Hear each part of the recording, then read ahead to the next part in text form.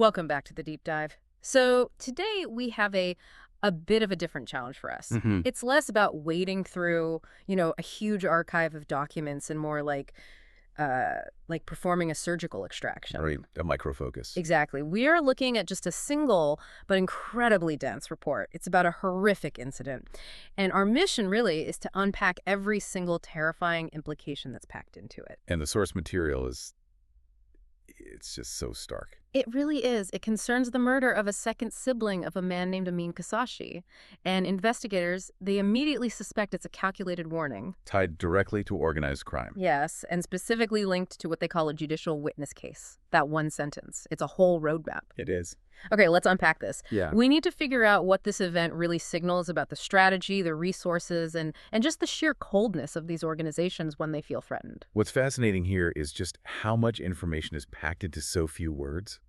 How economically terrifying it is. Yeah. When investigators put those three things together, a second victim in the family, a witness case, and organized crime, they're basically handing us a forensic blueprint. Right. They're telling us this wasn't random. It wasn't just violence. This was communication, a very specific targeted message. So we're looking at a tactical move, one that's designed to get a legal outcome through just pure fear. Exactly. Okay, so if that's our starting point, let's begin with the fact pattern itself, because this isn't just a murder. It's the murder of a second sibling. Yes. And that detail feels monumental. I mean, why not just stick to threats after the first incident? What makes the second murder so much more potent? Well, the first victim establishes the threat. It's the warning shot, so to speak. Okay. But the second victim, that establishes the certainty of the outcome. In criminal strategy, the number two is sort of where the psychological dam breaks. How so?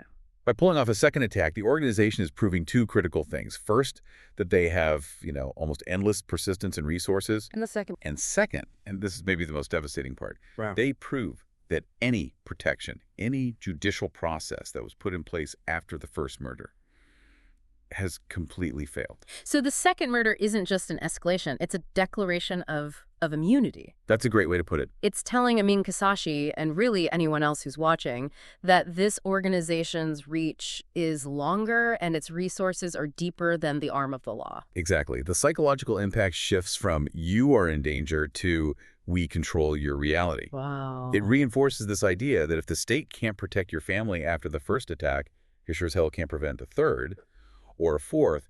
It's designed to create total compliance. Which brings us right to the motivation mentioned in the report. This whole thing is explicitly linked to a witness case. So for anyone listening who maybe isn't as familiar with this, what exactly does a witness case mean in the context of taking down a major criminal syndicate? It's essentially a prosecution where the entire case, the whole structure, rests critically on testimony from an insider. So it's all on one person's word, basically. In many cases, yes. The testimony from someone like Amine Kessaci, it holds the key evidence, the links, the names, the logistics. Everything the prosecution needs. Everything. So if that witness goes silent or retracts their statement or just refuses to show up, Yeah. the whole case against the organization can just collapse. Okay. That explains the existential threat they're facing. This isn't a turf war. It's a fight for the survival of the entire enterprise against the justice system. That's it. They don't see the witness as a personal enemy. They see the witness as a critical vulnerability, Right. one that has to be neutralized at any cost. And that cost is, as we're seeing here, just astronomical. Right. A syndicate can handle rival gangs. They can manage local police. But a credible insider witness, that's their kryptonite. So the retaliation is never random. It's strategic. And it's designed to get immediate results, to just terminate all cooperation. Immediately. But this brings me to the investigators' mindset. They didn't just call this a tragedy. They specifically labeled it a warning. And here's where it gets really interesting for me. Isn't that a massive tactical blunder for the organization? How do you mean? Well, if they wanted quiet compliance, shouldn't they have just targeted the witness directly?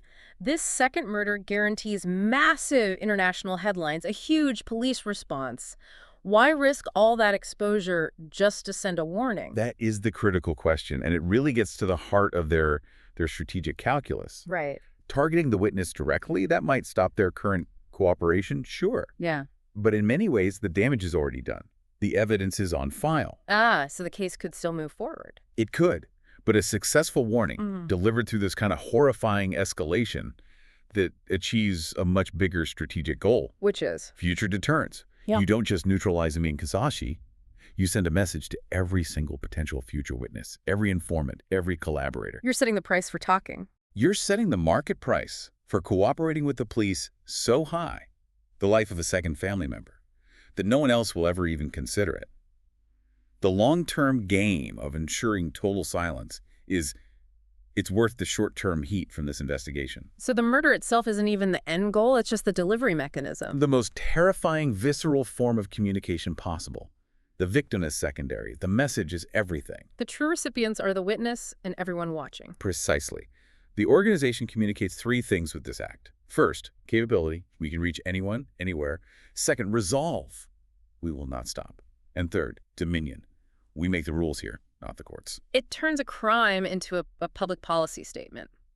It's chilling. It is. And that brings us to the last piece of the puzzle. Why do investigators immediately link this specific tactic to organized crime? Couldn't this just be one extremely resourceful, vengeful person? It's a fair question, but the defining characteristic that separates this from, say, a personal revenge plot is the HUPOT. Yeah. It's the sheer scale and logistics required. What kind of logistics are we talking about? Well, an individual seeking revenge might act impulsively, maybe once. An organized crime group uses violence systematically. It's almost like a line item in a budget. Right. To pull off sequential, targeted attacks tied to an active court case. You need sophisticated intelligence.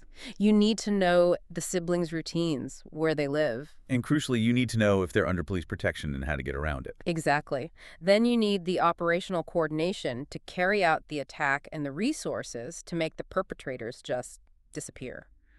That's not one person. That's a corporate structure. It's the consistency and the clear strategic objective destroying a legal case that points away from an individual motive. Yes.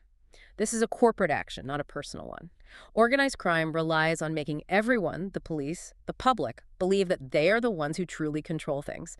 This kind of public raw fear is how they do it. Okay, so let's bring these four elements together. We have the murder of a second family member. It's linked to a witness case. Investigators call it a calculated warning. And it's attributed to organized crime. I mean, the core insight here is pretty grim.